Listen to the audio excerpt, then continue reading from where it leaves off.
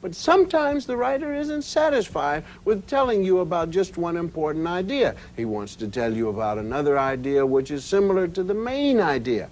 But it doesn't really state the writer's message the way the main idea does. These similar ideas are called subordinate ideas. Subordinate ideas are like major details. They help you understand the main idea, but they work in a different way, one you can't recognize by reading a single paragraph.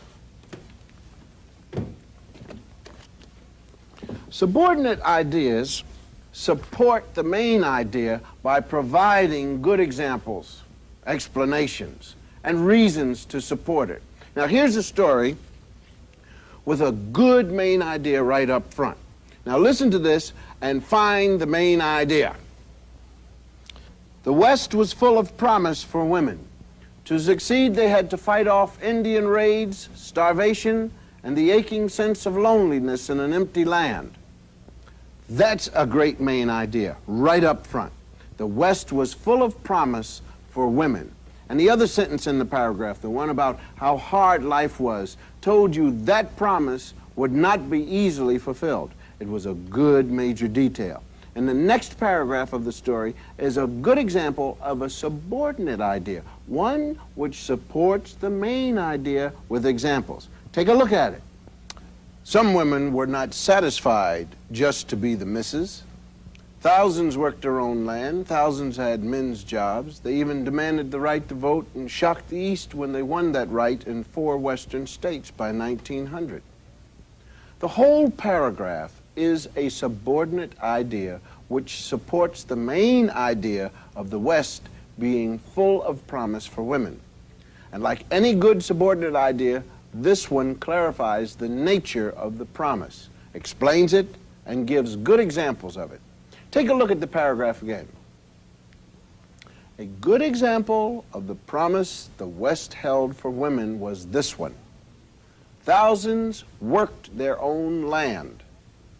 Back East, very few women owned any. Here's another good reason the West held promise. Thousands had men's jobs. They didn't get the same pay, but they did have them. And here's the best one of all. They even demanded the right to vote and won that right in 4 Western states by 1900. Now, reading this, you can see that the writer used the subordinate ideas to drive home the main idea. Subordinate ideas do this by making the main idea clearer in the reader's mind by illustrating it. Subordinate ideas also keep you focused on the main idea. If you understand the supporting ideas, then the main idea, the promise of the West, has extra meaning for you. You know exactly what kind of promise was kept. There's another technique you can use to understand your reading better if you have a sharp eye. Often a writer will use certain words to direct your thoughts as you read. Now, these words act the way traffic signals do, directing you as you read. So they're called signal words or directional words. They both do the same thing. They tell you how to understand the relationship among the writer's ideas and the details which support these ideas. Directional words are like symphony conductors. They tell you which speed your brain should play at to keep the music of the words sweet and clear. Here's a good example of directional words in action. Furthermore, Hitler had to use most of his forces to invade Poland. The pact with Russia guaranteed they would not attack. But Poland's Western allies would, if most of the German army were in Poland. Only limited forces could protect the Western Front. Thus, it was a big gamble. Directional words tell you which way the words and ideas are flowing.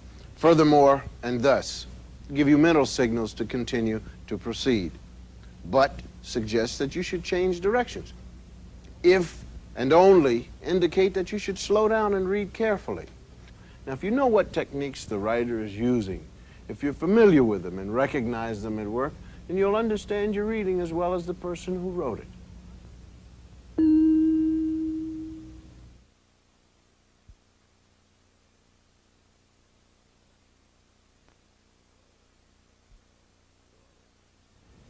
Hello there. Now, this program is about the relationship of ideas in your reading. The more you understand how these relationships work, the easier it is to understand a writer's message. One of these relationships is cause and effect. Now, let's take a look at an example. Hey, close the door, will you?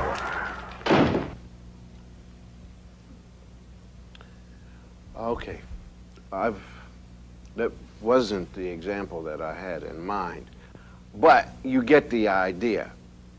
You see, the cause of this major catastrophe was the wind, and the effect of opening the door was a lot of work for nothing.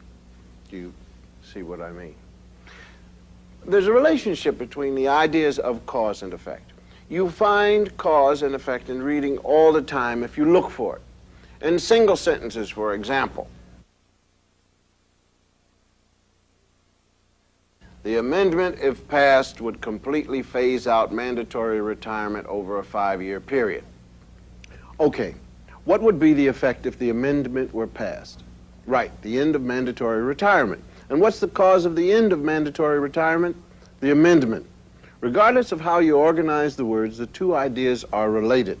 The way the sentence reads now, the cause comes before the effect. But you can switch it around so the effect comes first, but it still means the same thing. Mandatory retirement would be phased out over a 5-year period if the amendment is passed.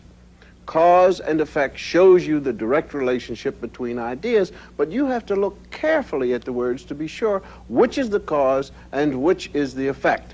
A cause is a reason for something, the wind, or an amendment, for example. The effect is the result, cards all over the floor, or the phasing out of mandatory retirement. Cause and effect are at work in paragraphs as well as single sentences. But a writer doesn't always tell you this is a cause and this is an effect. You may not always get a full picture of both sides of the relationship. The writer may be interested in explaining or describing conditions and events that cause a certain situation without really treating the effects. A report about the cause of inflation, for example, doesn't have to describe in detail the effects of higher prices and higher interest rates. On the other hand, a writer might decide to write about the effects rather than the causes. A film reviewer, for instance, might describe the effect a new mystery had on her. She'd tell you how one scene made her hair stand on end or how the end of the movie made her heart stop. But she wouldn't describe the cause of her fright, because if she did, she'd give away the plot. Another thing about cause and effect, sometimes one cause can have several effects. Take a look at this paragraph. His heart raced and pounded. His blood pressure soared. A flood of hormones excited some of his organs and depressed others. His breathing quickened and his muscles tensed. This is how his body reacted to stress. Wonder what he was doing anyway. In any event, look for the causes and the effects. Thanks to the miracles of television, there's an easy way to determine which are which. Aha, there's one cause, stress of some kind, but there are many effects.